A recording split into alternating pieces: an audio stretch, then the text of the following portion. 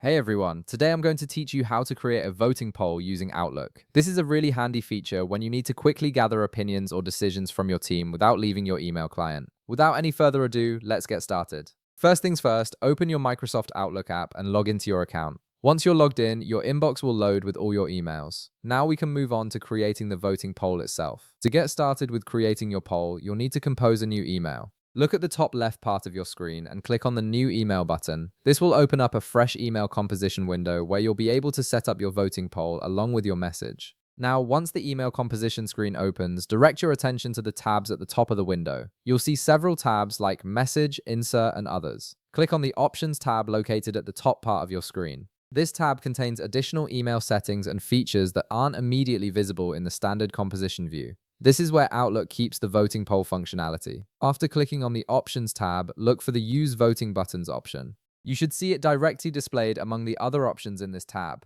Click on it to reveal the available voting options. Outlook gives you some preset choices to make things quick and easy. You'll see options like Approve/Reject, Yes/No, or Yes/No/Maybe. These are perfect for straightforward decisions where you just need a simple response from your recipients. However, if none of these preset options fit what you need, Outlook also lets you create custom voting buttons. Simply click on the Custom option from the Voting Buttons dropdown. When you do this, a Voting Properties window will appear on your screen. This window gives you full control over your poll options. In the field provided, you can type in your own custom voting options separated by semicolons. For example, you could create options like option A semicolon, option B semicolon, option C, or any other choices that fit your specific needs. This flexibility makes it easy to tailor your poll exactly to what you're trying to accomplish. Once you've selected your voting options, either from the presets or by creating custom ones, you can finish composing your email message and send it to your recipients. When they receive the email, they'll see the voting buttons right in their message, making it incredibly easy for them to respond with just one click. And that's it. You've successfully created a voting poll in Outlook that lets you collect responses directly through email.